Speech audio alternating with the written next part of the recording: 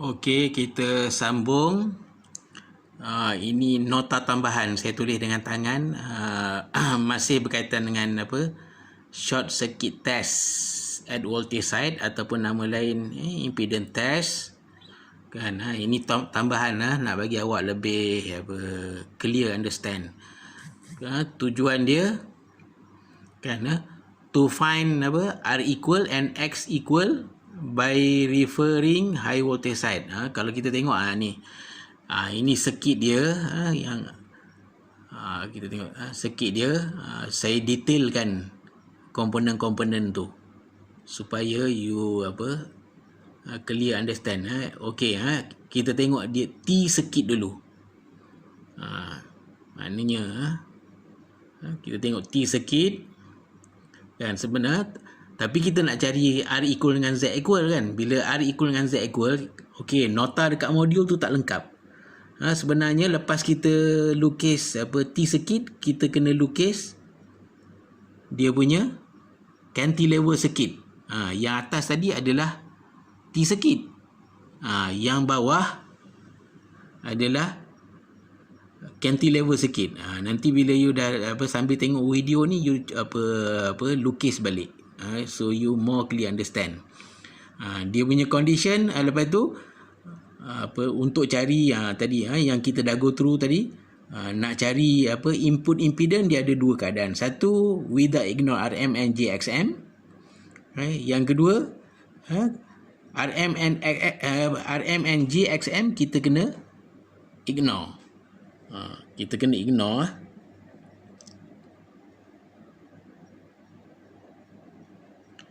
Kan, mana maknanya ada dua formula yang berbeza. Nak cari input impedance bila kita without ignore dengan ignore. Lepas tu baru kita boleh cari kan Z equal. Z equal tu dah cari Z equal kan, baru boleh cari R equal dengan X equal kan. Kan V short circuit, I short circuit and power short circuit tu kita ukur. Daripada nilai-nilai yang kita ukur tu, kita guna untuk kira. Untuk kita kira nilai Z equal, R equal and X equal. Maknanya bila kita dah dapat nilai-nilai Z equal, R equal dengan dan juga X equal, selesailah kita punya kerja pada short circuit test. Okey. Bila dah selesai buat short circuit test, sekarang kita perlu buat open circuit test. Kan, open circuit test. Okey, sekejap Okey, baru kita buat open circuit test. Kan. Okey, open circuit test ni kan, maknanya ini muka surat 32 kan, open circuit test normally at high voltage side. Kenapa at high voltage side? Okey, kita tengok T circuit ni kan. Okey, dekat mana kita terminal mana yang kita nak open? Okey, ini bahagian primary, ini bahagian secondary. Awak tengok kan, bahagian secondary ni yang kita kena open. Okey, bila kita open terminal dekat terminal secondary ataupun output kan, bila kita open, there is no current flow at the output terminal. So that's why dia punya current IOC equal to 0 ampere kan. OC stand for open circuit. Bila kita buka terminal kan, current dia kosong, tetapi voltage dia pula jadi maksimum kan. VOC ataupun open circuit voltage sama dengan Vmax. So now output terminal ataupun secondary terminal become high voltage. Walaupun kita open ni kan, tapi bila kita ukur voltage, kita dapat voltage yang maksimum. Kalau current, of course lah, kita tak payah ukur pun, kita tengok kan, dah terminal tu open, tak ada apa yang menyambung, current dia kosong, tapi voltage dia maksimum.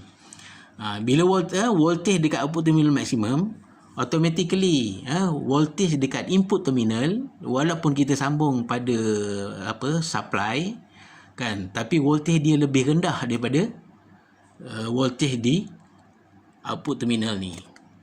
Okey, okey, ini rated voltage ni actually is supply voltage. Okey, so kita buat open circuit test ni untuk apa? Nanti kita tengok. So bila kita dah open terminal di output dekat input terminal, kita bagi supply, kita kena measure applied voltage, winding current and input current, yang dinamakan ni VOC, IOC dan POC. OC stand for open circuit, mana voltage, current dan power for open circuit.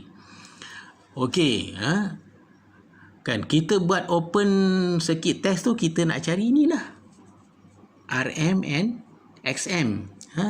Tapi kita nak cari RM, XM tu refer to voltage side. Why refer to voltage side? Maknanya voltage side sekarang ni di bahagian primary. Maknanya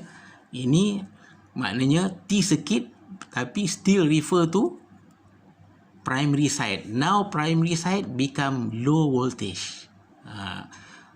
Sama juga dengan short circuit test tadi. Short circuit test pun kita refer to primary. Sebab yang secondary kita short ataupun open. Tapi dalam case ini kita open. Kan? Jadi kita akan cari RM, XM by referring the primary ataupun low voltage side.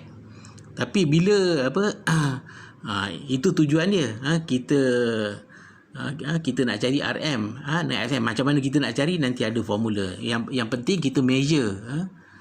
Bila kita buat open circuit, kita measure V, I and P for open circuit ni. Bila kita dah dapat nilai-nilai yang kita dah ukur ni, baru kita boleh cari nilai RM, XM dan benda-benda lain. Tapi okey, selain daripada tu kan, untuk cari Zin ataupun input impedance pun masih lagi the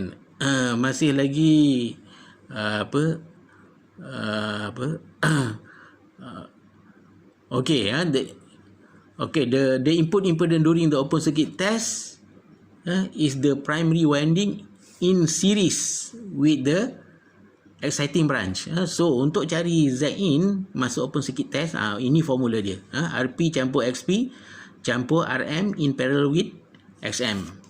Kan? Okey. Tapi sini dia ada mention.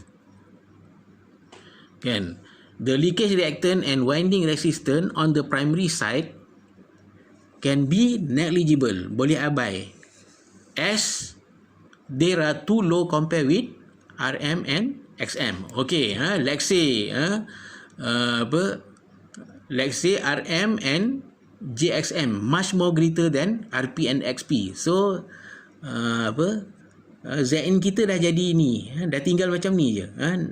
RM in parallel with JXM. Itu kalau RM and XM dia much more greater than RP and JXP. So kita boleh forgetkan RP and XP value ni. Kita hanya cari Zin gunakan value RM and JXM. Tapi kena fulfill this condition. RM and XM nilai dia terlalu tinggi. Kan? Okey, okey, tadi saya mention macam mana nak cari RM, XM. So kita kena cari VOC, IOC dan POC tadi kita dah ukur. Bila kita dah ukur, kita dapat nilai dia, baru kita boleh cari POC.